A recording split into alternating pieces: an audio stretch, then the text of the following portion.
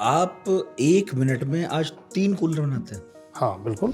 जो लोग उस टाइम 2100-2200 रुपये का कूलर बेचते थे, वो हमने उस टाइम 1600 रुपये को कूलर दिया। और आज 500 करोड़ से ज्यादा का टर्नओवर है इस कंपनी का। आज भी ये सोचते हैं कि कूलर 3-4 महीने ही बिकते होंगे, लेकिन अब ऐसा नहीं है। कूलर कम से कम 8 महीने कूलर की सेल होती है। पहले हम लोग लोहे के कूलर बनाते थे। पहले हम लोग अपने हाथ से बनाते थे। हाँ, पहले हम लोग क्या है, शीट लाते थे। शीट लाने के बाद मोटर पंप हम लोग बनाते थे, और एक भाई उसको शीट को कटर में डालता था, दूसरा उसको मशीन को मैं चलाता था। एक बार आपकी फैक्ट्री में आग लग गई थी। मेरे पास 20-25 लाख का उस टाइम लोन भी था। फैक्ट्री रिपेयर बाद में होती रही हमने, और 1 हफ्ते के अंदर हमने अपनी प्रोडक्शन चालू करी। पहले तो लोग हमारा माल रखने के लिए तैयार नहीं थे। कल को आपकी मोटर फूक गई, पंप फूक गया या कूलिंग नहीं हुई तो हमारी भी गुडविल खराब हो जाएगी। 30-35 साल पहले जब आपने बिजनेस शुरू किया होगा, तब तो ऐसा नहीं है ऑप्शंस और नहीं होंगे आपके पास, खूब होंगे। फिर ऐसा आइडिया क्यों आया कि मैं कूलर बनाऊंगा?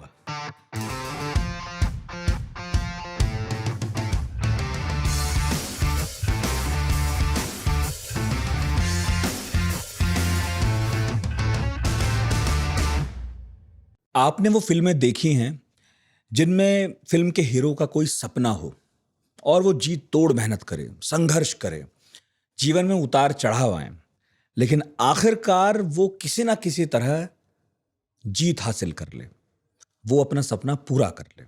और जब उसे आप अपना सपना पूरा करते देखें तो आपको भी महसूस हो कि जैसे आपका ही कोई सपना पूरा हो गया हो।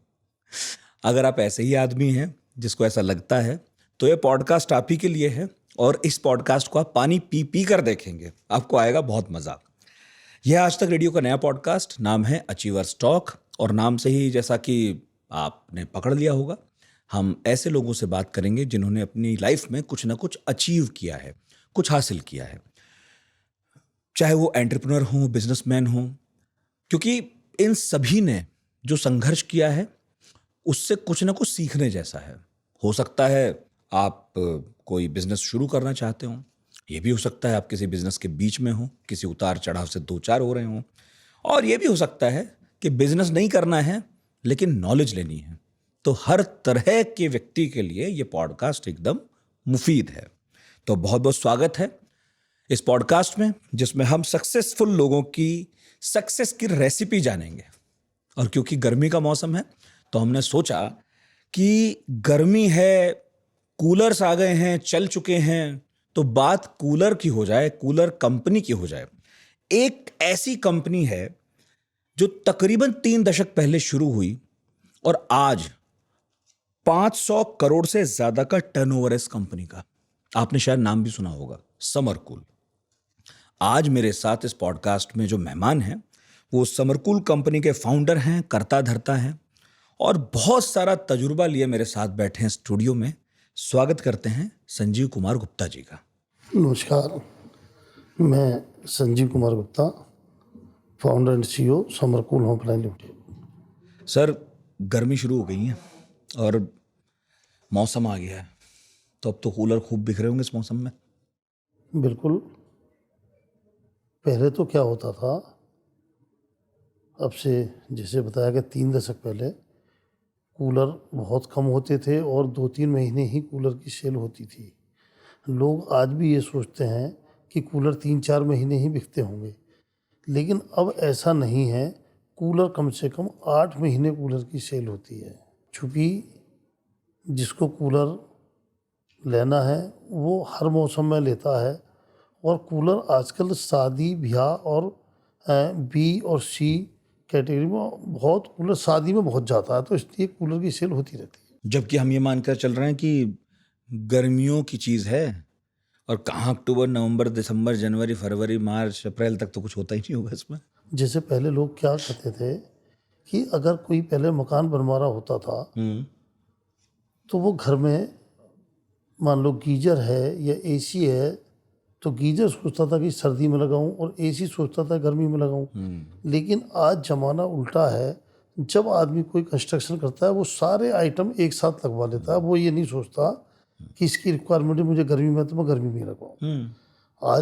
आज का टाइम अलग है, लोगों के पास पैसा है, वो एक बार में सारा काम, चूँकि आदमी को बुलाएंगे, फिर रिपेयर होगी, फिर वो होगी, वो एक बार में ही करा देते लेकिन मुझे ये बताइए, कूलर एसी दोनों है मार्केट में अब, और आपने जैसा कहा बिल्कुल ठीक बात है, लोगों के पास पैसा आ गया है।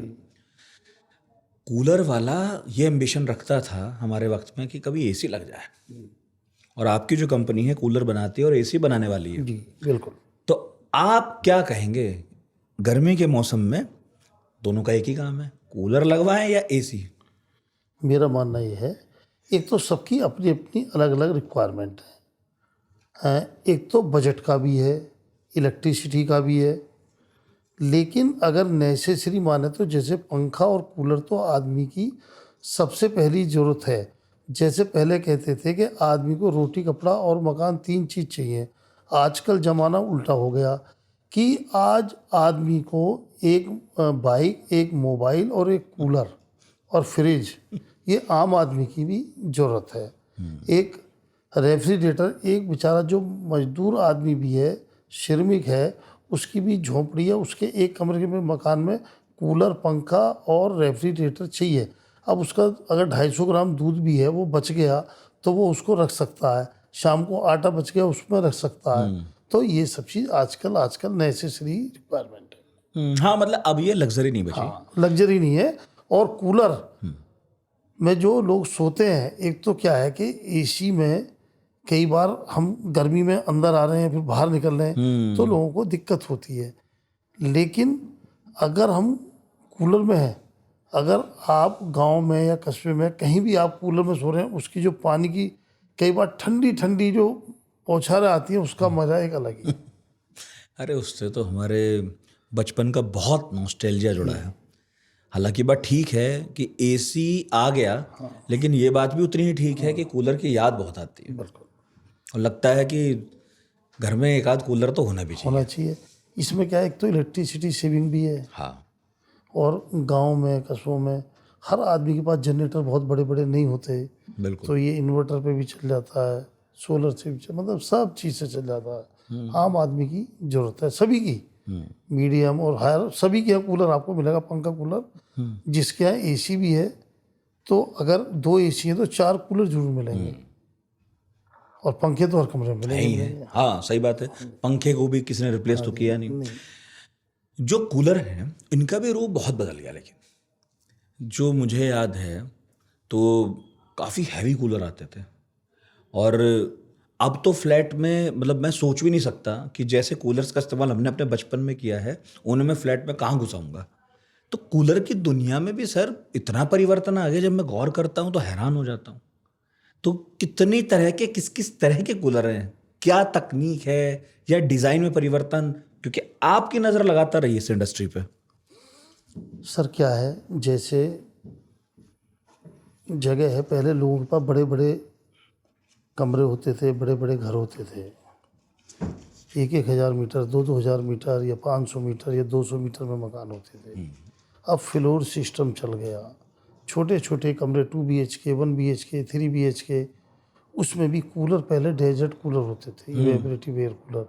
कूलर घर के बाहर लगाए जाते थे विंडो पे, और फिर उसके लिए वेंटिलेशन के लिए उसमें एग्जॉस्ट फैन लगाया जाता था, विंडो रखी जाती थी जिससे क्रॉस वेंटिलेशन हो जाए, कूलिंग बढ़िया दे और मॉइस्चर भी ना हो, चिपचिपाहटपन ना हो। अब क्या है कि ज़माने के साथ लोगों ने चेंजिंग करी, अब प्लास्टिक के कूलर आने लगे। एक तो वो छोटे होते हैं, देखने में भी सुंदर होते हैं, करंट का भी कोई स्थिति नहीं है, तो लोगों को टाइम के साथ चेंज होना पड़ता है। जो चेंज नहीं होते हैं वो ख़त्म हो जाते हैं। क्या हुआ, करीब मान लो 92 के दशक में, करीब 3 दशक पहले या 4 दशक पहले लोहे के कूलर होते थे, बहुत भारी, जैसे आपने बताया। उसके बाद करीब 2000 के आसपास आते आते चाइना से कुछ कूलर प्लास्टिक के आए, फिर लोगों ने यहाँ उसको देख के और छोटे कूलर, जो छोटी मशीन थी यहाँ, लोगों ने बनाए। फिर शुरू में तो लोगों को ये लगता था कि प्लास्टिक कमज़ोर होता है और लोहा मजबूत होता है, लेकिन टाइम के साथ साथ उसकी गुणवत्ता को देखते हुए प्लास्टिक की लोगों का दिमाग में चेंज आया और ये लगा कि ऐसा नहीं है, और लोग प्लास्टिक के कूलर की तरफ चलते चले गए। पहले 3-4 तरह के कूलर आते थे। हर मान लो बनारस में अलग तरह का कूलर होता था, इलाहाबाद में अलग तरह का होता था, अहमदाबाद में अलग होता था। कहीं फाइबर के कूलर चलते थे, कहीं लकड़ी के चलते थे, कहीं स्टेनलेस स्टील के चलते थे, कहीं लोहे के चलते थे। हर स्टेट में अलग अलग कूलर थे। लेकिन आज की डेट में कूलर सब जगह प्लास्टिक का चल रहा है और चेंजिंग भी बहुत ज़्यादा आई है। पहले लोग सीजन शुरू होने से पहले उसमें इतना बड़ा पंप लगता था, वर्टिकल पंप, मोटर लगती थी, एग्जॉस्ट फैन लगता था। लोग एग्जॉस्ट फैन इसलिए लगाते थे कि ज़्यादा हवा दे। लेकिन अब हाई स्पीड मोटर आ गई है जो इलेक्ट्रिसिटी, उसमें सेविंग भी है। पंप बहुत छोटे आ गए। जितने रुपए उसको रिपेयर में लगते थे उतने रुपए में तो नया पंप आ जाता है। लोग उसको निकालते थे, उसकी घास चेंज करते थे, उस पर पेंट कराते थे, उसके अंदर प्राइमर कराते थे। आज उन सब चीज़ों से लोगों को निजात मिल चुकी है। बहुत मेहनत थी तब। हाँ, आज होम सर्विस भी है। अच्छा, घर आके? घर जाके अगर कोई कॉल करता है तो 24 घंटे के अंदर होम सर्विस पे उसका कूलर वहीं से ही हो जाए, हिंदुस्तान के किसी भी कोने में। 30-35 साल पहले जब आपने बिजनेस शुरू किया होगा, तब तो ऐसा नहीं है ऑप्शंस और नहीं होंगे आपके पास, खूब होंगे। फिर ऐसा आइडिया क्यों आया कि मैं कूलर बनाऊंगा? मेरा जन्म एक छोटे से गांव में हुआ था। हमारे जो मामा जी थे वो IIT रुड़की से थ्रू फर्स्ट क्लास पास थे। उनका इलेक्ट्रिकल अप्लायंसेज का काम था गाजियाबाद के अंदर। तो हम गर्मियों की छुट्टी में वहाँ आते थे। पहले मॉल कल्चर तो था नहीं, तो लोग मामा फूफा सब ये इस तरीके से गर्मी की छुट्टी में जाते थे। तो हम लोग भी यहाँ आते थे। तो मैंने देखा कि किस तरीके से काम होता है, तो मेरा उसमें रुचि आई। और जब मैं वहाँ फिर काम सीखने लगा, तो जब नाना नानी मामा मामी कह जाते थे, तो जब आप 10 दिन 5 दिन वहाँ रह के आओ तो कुछ ना कुछ वो लोग अपनी तरफ से देते ही हैं भांजे भांजी को। तो जब मैं थोड़ा काम भी करता था तो मुझे वो थोड़ा ज़्यादा देते थे। अब मेरा उसमें इंटरेस्ट बनने लगा। तो मैंने पढ़ाई करते करते मेरा इसमें इंटरेस्ट आ गया और मैंने उसके बाद 25,000 रुपये की पूंजी लगा के एक छोटा सा अपना कूलर का व्यवसाय चालू किया। 25,000 रुपये से हाँ जी। आज 500 करोड़। हाँ, मैं और मेरा छोटा भाई हम दोनों ने इसकी शुरुआत की। पहले हम लोग लोहे के कूलर बनाते थे। पहले हम लोग अपने हाथ से बनाते थे? हाँ, पहले हम लोग क्या है सीट लाते थे। सीट लाने के बाद मोटर पंप हम लोग बनाते थे और एक भाई उसको सीट को कटर में डालता था, दूसरा उसको मशीन को मैं चलाता था।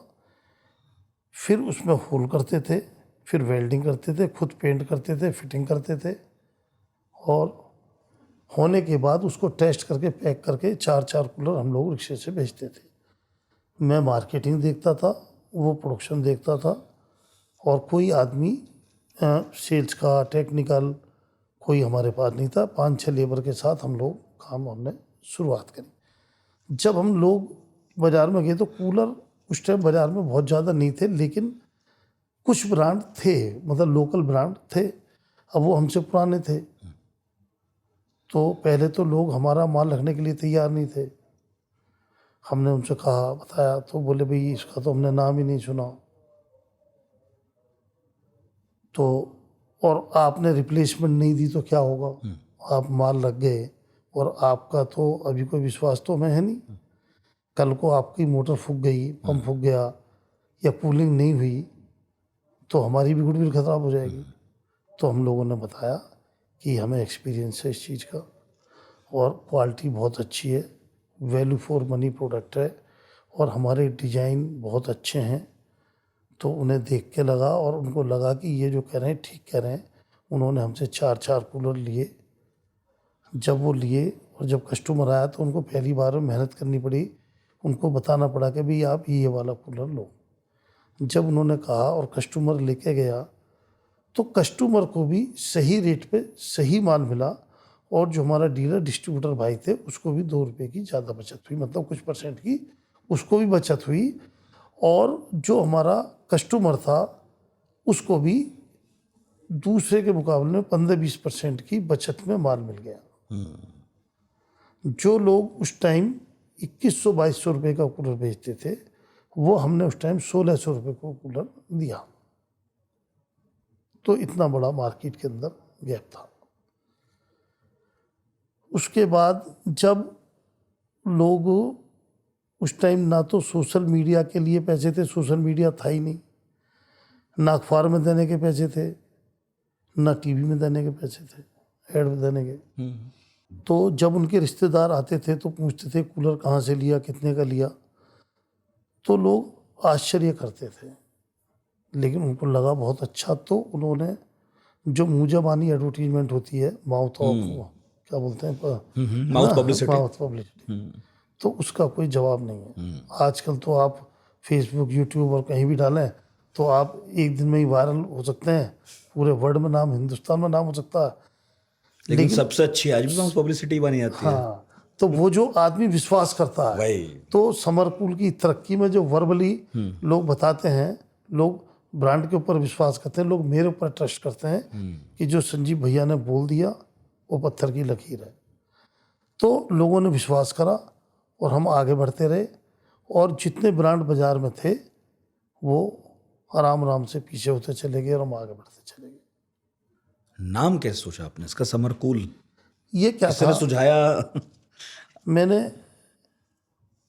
ये देखा कि नाम किसी भी चीज़ का रखते हुए अच्छा होना चाहिए। तो मुझे कूलिंग वाले उसमें जाना था, चूँकि कूलर से संबंधित था, तो ये गर्मी में ठंडक देता है, तो दिमाग में ऐसा आया कि कुछ ऐसा नाम रखा जाए जो गर्मी में ठंडक दे। तो मैंने देखा समर और कूल, तो फिर मैंने उसको मिक्स करके समर कूल नाम रख दिया।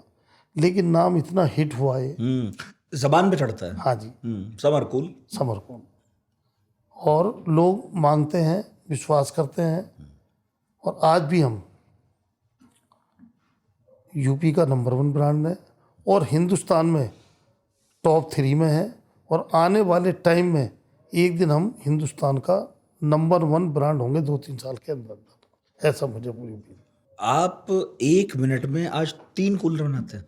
हाँ बिल्कुल, ये मैन्युफैक्चरिंग? हाँ जी, हाँ जी, हमारी कैपेसिटी है, हमारे पास मैन पावर है, और हमारी सेल भी है। हमारे पास हम 8 महीने कूलर बनाते हैं, और बाकी भी हमारे आइटम है। हम 4-5 साल पहले लगभग वॉशिंग मशीन लेके आए और LG टीवी लेके आए। इस साल हम लोगों ने रेफ्रिजरेटर चालू करा है। आने वाले टाइम में हम AC भी ला रहे हैं, और करीब हमारे 150 प्रोडक्ट हैं हमारे पास, किचन अप्लाइंसेज, होम अप्लाइंसेज, वो भी सारी आइटम है। अच्छा, मतलब सिर्फ अब कूलर की बात हाँ नहीं जी, है। हाँ जी, पूरी आइटम ला रहे हैं। लेकिन शुरुआत तो कूलर से ही हुई थी। हाँ बिल्कुल। आपको तब आइडिया था कि ये 500 करोड़ की कंपनी बन सकती है कभी, कूलर बेचने में इतना मार्जिन निकल आएगा, इतनी बड़ी कंपनी बनाई जा सकती है? क्योंकि जितना मुझे याद है 30-35 साल पहले जो हम सुनते हैं, तो उसमें ये है कि भाई कूलर बनवाना बहुत आसान था, कोई भी आता था लोकल आदमी बना देता था। तब कैसे आपको चमका कि इसमें है? उस टाइम कोई दिमाग में सपने ही नहीं थे इतने बड़े। पहले लोग क्या होता था कि लोहे का जो कूलर बनता था, कोई आदमी बॉडी बनाता था, हाँ। कोई मोटर पंप बनाता था, कहीं फिर उसको लेके जाते थे, पेंट करते थे, कोई फिट करता था, फिर लेके लोग बेचते थे। तो उस टाइम ये इंडस्ट्रीज का रूप नहीं था। जब मैंने 2003 में मेरठ रोड इंडस्ट्री में बड़ी फैक्ट्री लगाई, तो लोगों ने आके देखा, तो मैंने उसमें उस टाइम AC भी लगवाया था अपने ऑफिस में, और प्रॉपर ESI PF का सब नंबर वगैरह लेके फैक्ट्री एक्ट का, और जब यूनिट लगाई तो लोगों ने देखा कि यार इसको भी इंडस्ट्रीज का रूप इस तरीके से दिया जा सकता है। और हम लोग ईमानदारी के साथ, मेहनत के साथ कर्म करते रहे, आगे बढ़ते रहे, और ये कारवा मैंने सोचा भी नहीं था, बस लोग जुड़ते चले गए और काम बढ़ता चला गया। पर सब इतना आसान तो नहीं रहा होगा, बीच में मुश्किलें भी आई होंगी। सर, डेली जब हम लोग फैक्ट्री पहुंचते हैं तो जितने भी डिपार्टमेंट हैं, कोई ना कोई ऐसी समस्या डेली आती है जिसका कोई समाधान भी नहीं होता है। लेकिन मैं अपनी पर्सनली बात आऊँ तो मैं तो उससे ही पूछता हूँ कई बार तो कि यार तुम ही 2-3 बताओ इसके ऑप्शन क्या क्या है, तो कई बार हल उसी में निकल जाता है। जैसे कहते हैं इम्पॉसिबल उसी में छिपा हुआ है पॉसिबल, तो कई बार क्वेश्चन में ही आंसर होता है। मान लो कोई अकाउंट्स का आदमी आया, अकाउंट्स हेड आए, तो मैं उनसे पूछता हूँ इसके रास्ते क्या क्या है, तो या तो मैं अपने वकील से बात करता हूँ, इस चीज़ से करता हूँ, या उससे पूछता हूँ, तो उसका रास्ता निकल जाता है। तो हर डिपार्टमेंट में चाहिए है। मैन्युफैक्चरिंग में दिक्कत ज़्यादा है, ट्रेडिंग में दिक्कत कम है, जो लोग ट्रेडिंग करते हैं उसमें दिक्कत कम है। लेकिन आपको डेली क्या समस्या आएगी आपको खुद तो नहीं पता होता, और वो कैसे हो जाती है, वो सब मिलजुल के जब टीम वर्क होता है तो काम हो जाता है। लेकिन इतनी बड़ी कंपनी आपने बना दी कूलर की, और अब तो बहुत सारे अप्लायंसेस जोड़ लिए। अगर आप इतने सफल हो ही गए, कभी सोचते हैं कि कुछ और करता, ना करता, या पहले कुछ और किया भी था उसमें नहीं चले थे? मैंने बचपन में हमारे यहाँ किराने का और हलवाई का काम होता था, हाँ। और मेरे मन में 2 बात थी कि या तो मैं देश की सेवा करूं। एनडीए का फार्म भरा था मैंने, फौज में भी जाने का मन था मतलब, और फिर डॉक्टरी में भी जाने का मन था। मैंने इंटर भी डबल करी, मैथ से भी करी, साइंस से भी करी, लेकिन तकदीर में कुछ और था। बस मैंने ये काम सीखा और मैं इसकी तरफ झुक गया। और मैं ये नहीं चाहता कि मैं 4-4 जगह दिमाग लगाऊं। एक ही टारगेट होता है कि जिस काम को करूं शिद्दत के साथ, उसी में मुझसे कई लोगों ने कही कॉलेज ले लो या प्रॉपर्टी में आ जाओ या उसमें आ जाओ।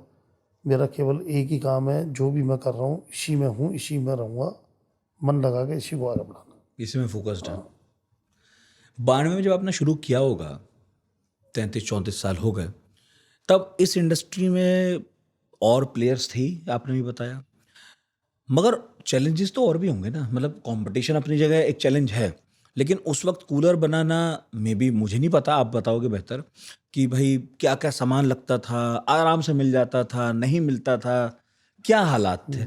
पहले सामान दिल्ली, फरीदाबाद, यहाँ एनसीआर से ही अलग अलग जगह से अलग अलग आइटम आते थे, और उनको असेंबल करके मोटर पंप बनते थे, और ऐसी लोहे की बॉडी बनती थी, उसमें घास भी दूसरे तरह की लगती थी, वुड वुड लगती थी। और आजकल तो सब अलग ही हो गई। तो इसमें सब चीज़ में बहुत चेंजिंग आई है, और कूलर की इंडस्ट्रीज होगी, और हर स्टेट में कूलर बनने लगा, हर ज़िले में बनने लगा। कूलर आने वाला भविष्य है, और कूलर का बहुत बड़ा काम होने वाला है आगे। और बड़ा? हाँ, सभी का, हर स्टेट में बहुत बड़ा होने वाला आमतौर पे तो मैं, मतलब हम जानते हैं कि भारत एक गर्म देश है, गर्मी हमारे यहाँ बहुत होती है, तो अमूमन ये तो है ही कि भाई हर आदमी गर्मी से निजात पाना चाहता है, कूलर तो चाहिए ही। आपने इसके एक्सपेंशन के लिए क्या सोचा? जैसे उत्तर भारत में खूब गर्मी पड़ती है, लेकिन आपके दायरे में तो और भी होंगे। है। जैसे मैंने, अगर मैं यूपी की बात करूं, तो मेरी यहाँ 3-4 यूनिट गाजियाबाद में है, और भी यहाँ बड़ी यूनिट एक मेरी बन रही है। अभी मैंने प्रयागराज में एक जगह ली है उधर के लिए। एक मैंने अभी 25,000 मीटर का प्लॉट अभी इसी हफ्ते निकला है यूपीएसआईडीसी के थ्रू, जो गोरखपुर में लिया है। और भी 2-3 जगह बात चल रही है। क्या है कि हमारी प्रदेश सरकार और केंद्र सरकार बहुत अच्छा काम कर रही है उद्यमियों के लिए। पहले लोग यूपी में आना नहीं चाहते थे, अब उद्यमी यूपी में आ रहे हैं और बिना डर के काम कर रहे हैं। योगी जी बहुत अच्छा काम कर रहे हैं, सरकार बहुत अच्छा काम कर रही है, पर इसके लोग बाहर यहाँ जाना इन्वेस्ट है। कर रहे हैं। लोग तो इन्वेस्ट कर रहे हैं, पर आपको तो देश में जाना है। मैं भी आगे और भी यूपी से बाहर भी यूनिट लगाऊंगा आने वाले टाइम में, और मेरा माल आज की डेट में कम से कम 18-20 स्टेट में है, और अगली साल तक ऑल ओवर इंडिया होगा। शुरुआत में जब आप नए नए थे तो रेट तो कम था, ठीक है, तो मैं समझ गया, आपने बताया कि हम तो 1600 के आसपास बेचते थे, बाकी उससे महंगा बेचते थे, लेकिन और भी तो कुछ जुगत लगाई होंगी आगे बढ़ने के लिए, कोई ऑफर दिए होंगे, क्या किया? सर, व्यापार में जैसे प्यार और जंग में बोलते हैं ना कि सब चीज़ अपनानी पड़ती हैं, तो टाइम को देख के जैसे मान लो सेल्स की स्कीम निकालनी पड़ती हैं, बाहर टूर पे भी लेके जाते हैं, ऑफ सीजन स्कीम निकालनी पड़ती हैं, तो अलग अलग स्कीम देनी पड़ती हैं। और जिससे लोग, वरना तो लोग अप्रैल मई में ही कूलर खरीदेंगे, फरवरी में खरीदेंगे। अगर आपको अक्टूबर से कूलर बेचना है तो आपको ऑफर निकालनी पड़ेगी। जैसे अगर वो होती है आतिशबाजी होती है, अब तो कम चलने लगी। अगर जो लोग होलसेलर होते हैं वो दिवाली पर नहीं खरीदते, वो दिवाली ख़त्म होते ही माल लेना चालू कर देते हैं, तभी उनको डिस्काउंट ज़्यादा मिलता है। जैसे कपड़े हैं, अगर ऊनी कपड़े लेने हैं तो दिवाली ख़त्म होते ही लोग जो होते हैं उनको नवंबर दिसंबर में माल लेना पड़ता है अगले सीजन के लिए, तभी अच्छे रेट मिलते हैं जिसको होलसेल करनी होती है। तो कूलर भी 8 महीने कूलर मैन्युफैक्चरिंग होता है। और आपने एक पे एक फ्री दिया? नहीं, मैंने एक पे कभी फ्री नहीं दिया, लेकिन स्कीम टाइम टू टाइम हम लोग अच्छी से अच्छी निकालते रहते हैं। अभी भी चल रही हैं स्कीम्स? नहीं, अब इस टाइम स्कीम सब खत्म हो गई। और क्या है कि इस बार रॉ मटेरियल के रेट, ये जो वार चल रही है अमेरिका की और ईरान की, तो इसमें जो प्लास्टिक का इसमें काम ज़्यादा है, पीपी, तो उसकी कॉस्टिंग करीब 50-60% बढ़ गई। तो इस टाइम ऑफर कुछ नहीं है, इस टाइम तो रॉ मटेरियल बहुत महंगा हो गया। अच्छा, उसका असर इस पे भी है? हाँ, सभी चीज़ पे इस टाइम सब चीज़ महंगी है। तो इसे कैसे टैकल करती है इंडस्ट्री? लोगों ने अलग अलग आइटम, मतलब इस टाइम बहुत कठिनाई है, रेट बढ़े हुए हैं और अपनी तरीके से सब अपने अपने तरीके से करते हैं, लेकिन ये है दिक्कत कि है। ग्राहकों को महंगा नहीं बेच सकते एक हद से ज्यादा। नहीं, कुछ तो कॉस्टिंग बढ़ानी पड़ेगी। हाँ, कुछ तो बढ़ेगी। कुछ तो अपना आदमी ने प्रॉफिट कम करा, कुछ मैन्युफैक्चर ने करा, कुछ डीलर ने करा, कुछ डिस्ट्रीब्यूटर ने करा, लेकिन कॉस्टिंग तो बढ़ी है। और कुछ कॉस्टिंग बढ़ाई भी सभी ने, चाहे एसी पे हो, चाहे एलईडी टीवी पे हो, चाहे वॉशिंग मशीन पे हो, 10-15% कॉस्टिंग सब पे सबकी costing बढ़ी, बढ़ी है। सभी की, सभी कंपनियों की। तो ये सब क्राइसिस आते रहते होंगे, इनको टैकल करना ये भी अपने आप में चैलेंज होगा जिससे इंडस्ट्री जूझती होगी। हाँ जी। मेरा सवाल ये है कि बहुत सारी इंडस्ट्रीज के चैलेंजेस हम जानते हैं कि ये दिक्कतें परेशानियां आती हैं। आपकी वाली में क्या क्या परेशानियां होती हैं जिनके बारे में आपको ख्याल रखना पड़ता है? हम लोग क्या है कि जो कहते हैं वो करते हैं। हम में और दूसरे लोगों में यही फ़र्क है, जैसे आपने कहा कि आपको क्या क्या चैलेंज आए, और जो लोग उस टाइम थे वो कहाँ हैं, हम कहाँ हैं। हम जो कहते हैं वो करते हैं। लोगों को हमारे पर विश्वास है कि अगर किसी के हमने 2000 कूलर बुक कर लिए, अगर बुकिंग कर ली तो रेट चाहे कम हो चाहे ज़्यादा हो, उतना माल उसको देंगे और देते हैं। ये 34 साल का संजीव गुप्ता का और समरकुल का ट्रस्ट है कि जो बुकिंग कर ली उसको उतना माल मिलता है। वरना ऐसे ऐसे भी लोग हैं कि पैसे भी एडवांस ले लेते हैं और परेशान करते हैं बाद में। इंडस्ट्री में सब तरह के लोग हैं, और उतार चढ़ाव आते होंगे, उतार चढ़ाव आते तो हर किसी के बस की तो है नहीं उसे एब्जॉर्ब कर पाना। हैं। बिल्कुल। एक उतार चढ़ाव मैं देख रहा था आपकी ज़िंदगी में और आया। एक बार आपकी फैक्ट्री में आग लग गई थी, हाँ बिल्कुल। वो क्या कहानी है?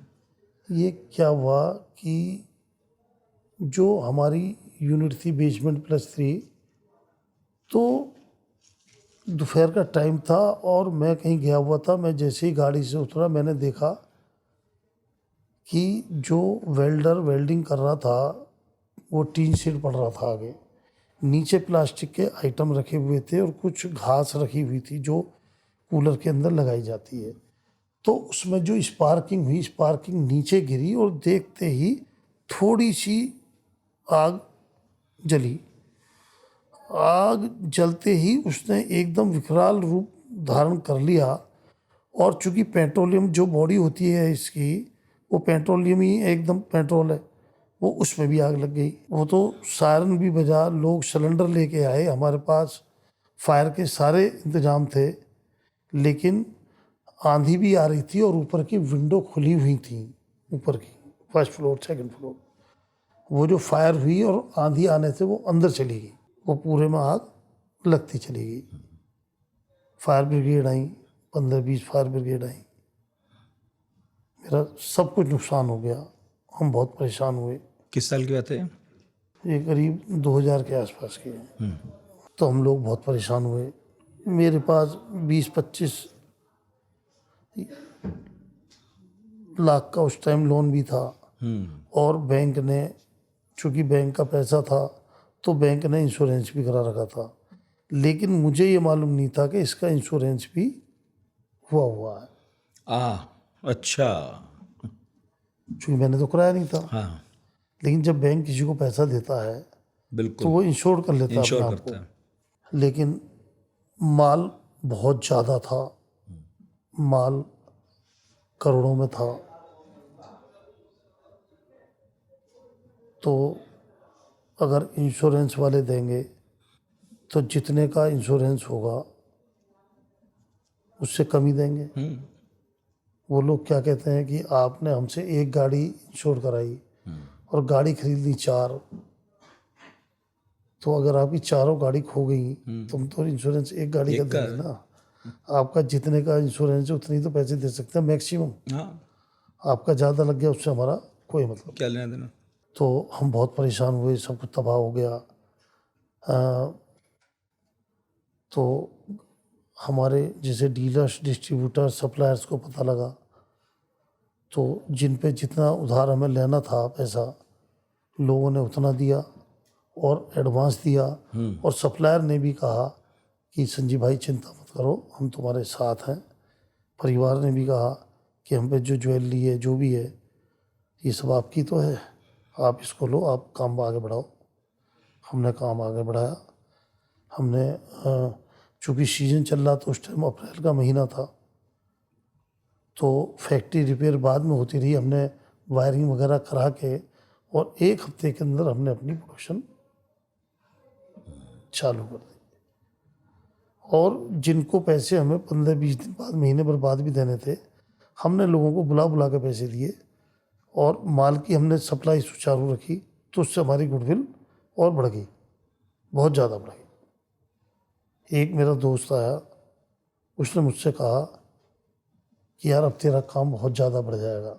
उसमें गुस्सा तो मुझे बहुत आया, लेकिन ऐसा लोग मानते हैं। अगर किसी की कॉमर्शियल जगह है, दुकान है, फैक्ट्री है, भगवान ना करे, लोगों ने मुझे बताया आश्वासन देने के लिए कि कुछ ऐसा घटना घट जाती है तो उसका काम बढ़ता है, लेकिन भगवान ना करे किसी का ऐसा हो। भगवान ना करे ज़िंदगी में किसी की, जिसको लगती है उसको दर्द होता है। दुनिया तो किसी को कोई भी बात मिला सकता है, कोई किसी के लिए, कोई भगवान राम को नहीं छोड़ा, सीता माँ को नहीं छोड़ा, दुनिया कोई किसी के लिए कुछ भी कर सकती है। लेकिन आपके मामले में बात ठीक ही साबित हुई। कौन सी वाली? आग लगी तो काम बढ़ गया, लेकिन बाद में उसके नहीं, भगवान ना करे किसी के ऐसा हो। लेकिन आपने उसे अपॉर्चुनिटी की तरह बनाया। हाँ, नहीं मैंने टाइमली डिलीवर किया तो लोगों को लगा, आग लगने के बावजूद ही आदमी। हाँ, लोगों ने, बिल्कुल। और भगवान ना करे किसी के ऐसा हो, वो तो बहुत है ही। दुखद घटना। इसके अलावा आपको कुछ कभी याद आता है जब आपने देखा हो कि भाई ये धक्का लग गया मेरे बिजनेस में, ये परेशानी आ गई, कैसे निकलूं, कैसे नहीं निकलूं? क्योंकि मैं चाहता हूं कि जो लोग हमारा शो देख रहे हों उन्हें इस बात का आइडिया लगे कि 30-40 साल की जर्नी में जब कोई बिजनेस करता है तो सिर्फ चढ़ाव नहीं आते, उतार भी आता है, पर उस वक्त खुद को मजबूत रखना बहुत ज़रूरी है। ये जो मैन्युफैक्चरिंग लाइन है, ये इतनी आसान नहीं है जितनी देखने में लगती है। जैसे कब्र का हाल मुर्दा ही जानता है ना। जो ऊपर से देखता है वो तो सोचता है कि ये तो बहुत आराम कर रहा है, लेकिन उसके अंदर कितने बिच्छू उसको अंदर अंदर काट रहे होते हैं वो उसे मालूम होती है। तो कठिनाई भी बहुत है, वो सब मैं कैमरे पर नहीं बता सकता। कठिनाई आती है, लेकिन प्यार से उसका समाधान निकल जाता है और ऐसे ही निकलता रहना चाहिए। हर बिजनेस कठिनाई में है, आती है। कठिनाई है, मुझे नहीं, सभी को है। हाँ। कोई भी आदमी किसी भी इंडस्ट्रीज में है, कठिनाई जो मुझे है वो सबको है। लेकिन अच्छा ये है, नर्मता के साथ जो व्यापारी अपने तरीके से काम को निकाल के ले जाता है, उससे बढ़िया कोई बात नहीं, और उसी तरीके से निकालनी। तो आपकी नज़र में एक अच्छे बिजनेसमैन के गुण क्या क्या होने चाहिए? एक तो आदमी को स्वभाव उसका नर्म होना चाहिए, चाहे वो ट्रेडर हो चाहे मैन्युफैक्चरर, कोई भी हो जिंदगी में। दूसरा, कथनी और करनी में उसकी फर्क नहीं होना चाहिए। जो कहें उसको करें, लोगों को पता लग जाता है तो फिर लोग उस पर विश्वास नहीं करते। वरना अच्छी क्वालिटी बनाए, क्वालिटी में कंप्रोमाइज ना करें। अगर रेट्स बढ़ते हैं तो रेट बढ़ाएं। कस्टमर को रेट देने में आज की डेट में कोई दिक्कत नहीं है। अगर मैं भी किसी के यहाँ जाता हूँ और मैं देखता हूँ कि यार अगर छोले भटूरे खाने दिल्ली में, सीताराम के खाने या किसी के खाने, या मतलब मैं किसी का नाम नहीं ले रहा, लेकिन अगर वो क्वालिटी में कंप्रोमाइज करता है तो उसकी बेवकूफ़ी है। और रेट बढ़ा ले कितने भी, वो कोई दिक्कत नहीं। आज की डेट में आदमी पैसे देने में पीछे नहीं है, क्वालिटी में कंप्रोमाइज नहीं होना चाहिए, मेरा ये मानना। ये बात तो है ही बिल्कुल, कि लोग पैसा खर्च करने को तैयार हैं, लेकिन आप क्वालिटी गिराओगे तो फिर उन्हें क्वालिटी मज़ा नहीं आएगा। फिर गायब हो जाएंगे लोग। क्वालिटी के पैसे हैं। अच्छा, अभी हम बात कर रहे थे उतार चढ़ाव की, फैक्ट्री में आग लगी, कर्ज था, ये सब बातें। इससे मुझे ध्यान आया कि मैंने ये तो पूछा ही नहीं, आप पे 30-35 हज़ार रुपये थे शुरू में, लेकिन आजकल जब हम बिजनेस का पूरा सिनेरियो देखते हैं, इकोसिस्टम देखते हैं, तो ये बात आती है कि सबको फंडिंग की बहुत ज़रूरत पड़ती है। आपको भी किसी ने फंडिंग की थी? मैंने वैसे तो नहीं ली, जैसे आजकल चल रहा है ये शार्क टाइम चल रहे हैं या और इस तरीके की, लोग एडवांस में ही फंडिंग ले लेते हैं। मैंने ऐसा तो कभी कहीं से किससे नहीं करा, लेकिन बैंक का जरूर है। वैसे मैंने कहीं किससे फंडिंग नहीं ली। इनिशियली भी आपको ज़रूरत नहीं पड़ी, उस 35 हज़ार में नहीं, शुरू जरूरत किया? तो थी, अच्छा। लेकिन उस टाइम नॉलेज भी नहीं थी हाँ। और कहाँ से फंड हो, किस तरीके से हो। बस ये लगा कि बैंक से ही उस टाइम चलता था कि बैंक के पास जाओ और बैंक से करा लो। तो मुझे भी बैंक से हुई थी, आज भी बैंक से है। हाँ, आज भी वही जो पारंपरिक है उससे चले। आज भी लगभग 100 करोड़ के करीब होगी, हाँ हाँ लेकिन सब बैंक से है, हाँ। वैसे कुछ नहीं है। अब होगा 30-35 साल और आपने तो उतना काम किया इस कंपनी के लिए, जी। पर जैसे कि पूरा सिनेरियो ही बदल रहा है, अब नए लोग हाथ में ले रहे हैं चीज़ें, है ना? तो आपके परिवार से कौन कौन है जो इस फैमिली बिजनेस में आ गया है? कौन क्या करता है? मैं और मेरे 2 बेटे, दोनों बेटे बिजनेस में हैं। बड़ा बेटा फाइनेंस और प्रोडक्शन संभालता है, छोटा बेटा मार्केटिंग और ये सब चीज़ संभालता है। बाकी पूरी टीम है, सब लोग मिलजुल के काम करते हैं। दोनों बेटे बिल्कुल कंधे से कंधे मिला के साथ चल रहे हैं और वो बिजनेस की पूरी बारीकियाँ सीख रहे हैं और काम को आगे बढ़ा रहे हैं। लेकिन एक आदमी है जिसका 35 साल का तजुर्बा है, ज़्यादा का ही होगा, ये तो इस कंपनी का तजुर्बा है, और एक आपके बेटे हैं जो स्मार्ट पीढ़ी है। तो बिजनेस चलाने के तौर तरीके या फिर सोचने समझने का तौर तरीका थोड़ा अलग तो होता ही है। कभी कोई असहमति, सहमति, कई बार असहमति अच्छी भी होती हैं, कभी कुछ होता है? आप बिल्कुल ठीक कह रहे हैं। उनके काम करने में और मेरे काम करने में बिल्कुल काफ़ी फ़र्क है। वो कुछ बात मुझे समझाते हैं और मैं भी उनकी बात मानता हूँ। जो मुझे लगता है कि ये ठीक कह रहे हैं, वो बात मैं उनकी मानता हूँ। और कई जगह उनको मेरी बात माननी पड़ती है। वो कई बार ऐसे भी होता है, शुरू में नहीं मानने को तैयार होते, तो मैं कहता हूँ अच्छा ठीक है भैया, आप इसको करके देख लो। जब वो आगे बढ़ते हैं और उनको लगता है कि यार नहीं, ये कदम तो गलत हो गया, तो वो अगली बार मेरी बात मान जाते हैं। पहले मान लेते हैं। जैसे अगर किसी को कहो, बच्चे को, कि ये 2 रास्ते हैं, इसको चला जाए, इसको मत जाना, उसके दिमाग में एक बार ये जरूर बात है कि यार इसको क्यों नहीं जाए, इस पर भी एक बार चल के देखो। अगर समझा रहे हैं, कोई नहीं मानना तो अच्छा भैया उस पर जाके देख ले। अगर इस कमरे में एक छोटी सी खिड़की हो और उस पर लिख दिया जाए यह झांकना मना है, तो कोई भी रूम के अंदर आएगा, सबसे पहले उसके अंदर झांक के देखेगा कि यार इसके अंदर ऐसी क्या चीज़ है।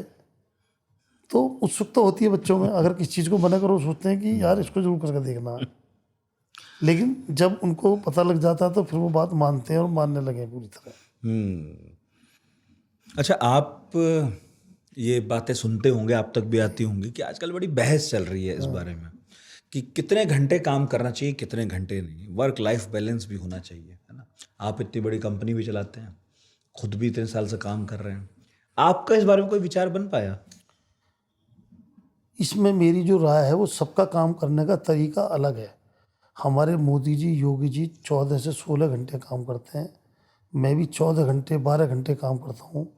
मैं सुबह 5 बजे उठ जाता हूँ और रात को 10 साढ़े 10 बजे मैं, अगर कहीं कोई शादी भी या फंक्शन नहीं है तो मैं 10 साढ़े 10 बजे सो जाता हूँ। और रात को भी लेटने के बाद मेरे दिमाग में वही सब चीज़ दिन की घूमती रहती हैं कि क्या करना है क्या नहीं करना। जो लोग 9 बजे 10 बजे सो के उठते हैं, रात को 12 बजे तक इधर उधर घूम रहे हैं, वो क्या मतलब उसमें फ़र्क है काम करने का, सबका अपना अपना है। लेकिन मेरा मानना ये है कि लोगों को आठ जितने भी बड़े लोग हुए हैं, जिन्होंने भी कुछ मुकाम हासिल करे हैं, उन्हें 10-12 घंटे काम करना पड़ता है और करना चाहिए। अब कुछ लोग ऐसे भी होते हैं कि जो 2-2 घंटे 4-4 घंटे ही काम करते हैं, या कुछ स्टाफ या श्रमिक ऐसे होते हैं जो अगर 8 घंटे की ड्यूटी है तो 7.5 घंटे में ही हाथ पैर धो के तैयार, बाल बाल काट के तैयार होके हो जाएंगे। वो सोचते हैं कि 15 मिनट पहले ही तैयार हो जाओ, अपने 15 मिनट ना चले जाएं। अगर वो 6 बजे के बजाय 6:30 बजे वहाँ से जाएं तो ऐसा नहीं है कि ऊपर वाले को पता नहीं होता, तो उनका कल्चर चेंज हो जाएगा। कुछ लोग होते हैं जो 9 में 9:30 आते हैं, कुछ पौने 9 बजे आ जाते हैं। तो मेरा मानना ये है, अगर किसी की ड्यूटी 9 बजे से उसे 10 मिनट पहले आना चाहिए और 6 बजे तो 6:15 जाना चाहिए, तो उसकी ग्रो हमेशा 100% ज़्यादा होती है ऐसे आदमी की। जो सोचते हैं कि 9 बजे घर से निकलूँ और 9:30 बजे पहुँचूँ और 6 बजे के बजाय 5 बजे तैयार हो जाऊँ, तो वो पीछे रह जाते हैं वो लोग। मेरा ऐसा मानना है। अब तक का सफ़र तो बहुत अच्छा रहा, आगे क्या नया करने वाले हैं? आने वाले टाइम में हम अपने यहाँ इसी कूलर लाइन में बहुत नए नए अलग अलग तरह के कूलर लेके आ रहे हैं और मोटर्स में भी काफ़ी चेंज कर रहे हैं, उसकी कूलिंग कैपेसिटी, उसकी डिजाइनिंग, और हम नई यूनिट भी लगा रहे हैं कूलर की। और वर्ल्ड वाइड जो टॉप से टॉप मशीन और जो आजकल नई नई टेक्नोलॉजी आ रही है वो सब हम लोग लेके आ रहे हैं। और आने वाले टाइम में हम बहुत सारे कूलर लाके और अपना इसको हिंदुस्तान का नंबर 1 ब्रांड हो। अच्छा, आपकी कंपनी के ब्रांड एम्बेसडर अजय देवगन हैं, उन्हें रखने के पीछे क्या कारण था? आपकी निजी पसंद थे वो? हाँ, मेरी निजी पसंद है। वो कूल माइंड है। जैसे हमारा कूलर कूल है और लोग मुझे भी कहते हैं, मुझे अपने बारे में नहीं बताना चाहिए, लेकिन लोग कहते हैं संजीव जी बहुत कूल है और हमारा कूलर भी कूल है।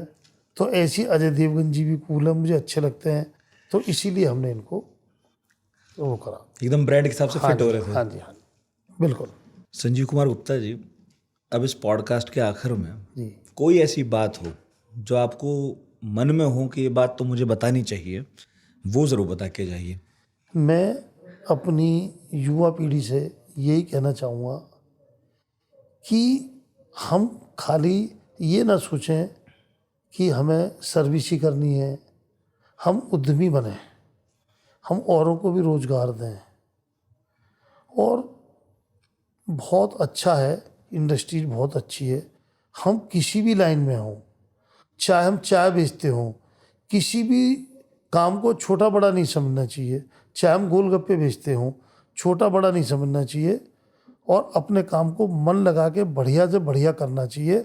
और हम चाहे जूते पॉलिश कर रहे हों, चाहे हम बाल काट रहे हों, हम उस चीज़ के स्पेशलिस्ट बने।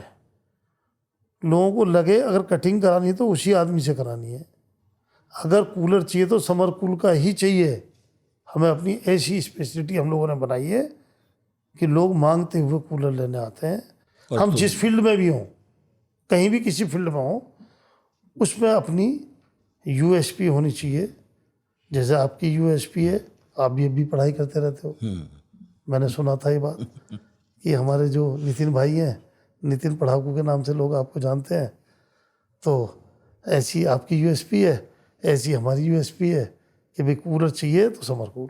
काम कोई भी करो, हाँ, बेस्ट हो, अपनी फील्ड में बेस्ट करें। बहुत बहुत शुक्रिया संजीव कुमार गुप्ता जी, बहुत शुक्रिया आने के लिए, बहुत शुक्रिया मुझे वक्त भी देने के लिए। मुझे भी बहुत अच्छा लगा। आज तक रेडियो वाले जो इन्होंने ये अपना चलाया हुआ है अचीवर स्टॉक। Achiever stock. तो बहुत अच्छा लगा कि जो लोग अपने अपने क्षेत्र में अच्छा करते हैं, आप उन लोगों को इस चैनल के माध्यम से एक आम आदमी तक इसको पहुंचाते हो, तो वो लोग भी सुनेंगे तो उनमें भी प्रोत्साहन होगा और वो लोग भी कुछ कर गुजरने की तमन्ना रखते हुए आगे बढ़ेंगे। ये आपका बहुत अच्छा है और मैं आपकी मतलब मुझे बहुत अच्छा लगा। Thank you so much sir. और समर कूल के फाउंडर और कर्ता धर्ता संजीव कुमार गुप्ता जी हमारे साथ थे। यही कहना है कि अचीवर स्टॉक का ये एपिसोड कैसा लगा ये ज़रूर बताइएगा कमेंट बॉक्स में। और किसे और सुनना चाहते हैं आप, किसके साथ बातचीत करें, है ना, ये भी बताइएगा। तो आपके सुझाव, आपकी राय, सबका स्वागत है। इतने धैर्य से सुना, इतने धैर्य से देखा, बहुत बहुत शुक्रिया।